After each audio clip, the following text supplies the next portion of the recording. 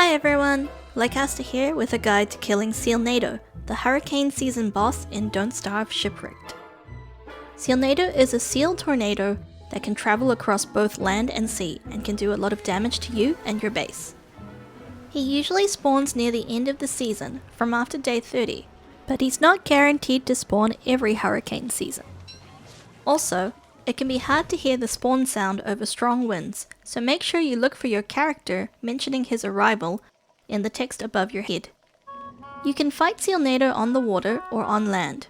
Many people prefer to fight Sealnado on the water because on land he has a twister attack which sucks you into him, but his attack works differently on the water.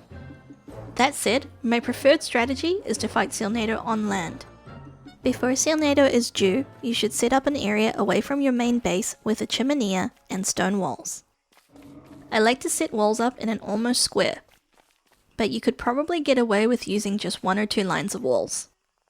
Make sure you choose an area where you're not planning on building other walls or keeping items, as it's likely that the walls will be destroyed and items will be flung into the ocean. For the fight, you should take the best weapons you have to speed up the fight. The Cutlass Supreme is by far the best weapon for this, as it does added damage to Sealnado. To get the Cutlass Supreme, you'll need to take your boat out into deep waters to find and kill a swordfish. Take the swordfish back to an alchemy engine before it rots to turn it into a Cutlass Supreme. The next best is probably a fresh hambat. Dark swords are also good, but if you started your game in Shipwrecked, you may not have all the materials you need to make it in the early game. You'll also want lock suits and heals, such as pierogi or fish sticks. You may also want to prepare some sanity foods like jerky or banana pops.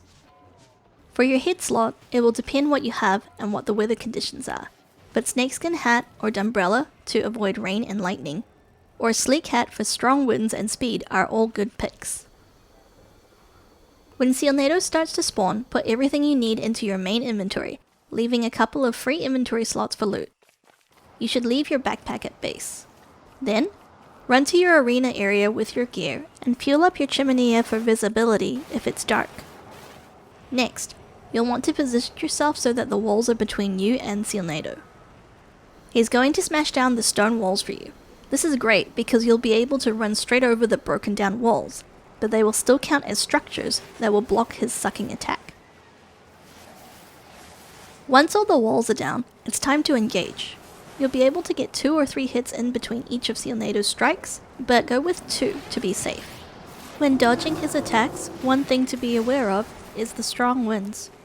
Strong winds can slow you down if you run head first into them, so take this into account and try to run in the same direction of the wind. Repeat until he starts doing his sucking twister animation.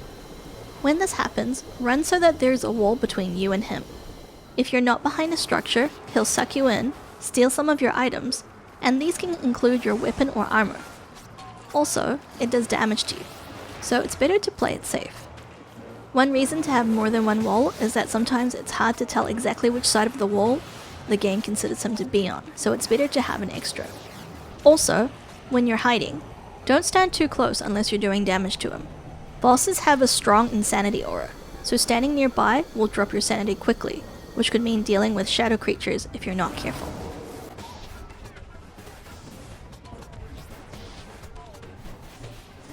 Once you've taken down Sealnado, an adorable seal with big eyes will pop out along with loot. Pick up the turbine blades. The turbine blades are used to create the iron wind, which gives a plus 50% bonus to speed on your boat.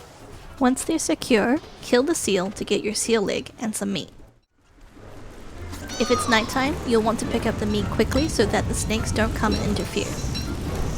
If snakes do come, avoid engaging them because if you hit one, the other snakes will also attack you. As the seal is considered innocent, Krampus will spawn when you kill it. Kill any Krampi for a chance to get the Krampus sack.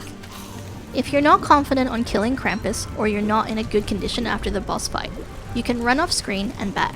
The seal should despawn by itself and leave behind the magic seal, but no meat. Of course, there are many other strategies for fighting Sealnado, such as parking a boat nearby to jump onto for when he does his twister attack, or getting pigmen or water beefalo to assist you. But I think this strategy is one of the easiest for a new player to do consistently and can be set up on most islands. I hope this guide was useful to you. If you enjoyed this video, please like, comment, and subscribe below. Thanks for watching. See ya!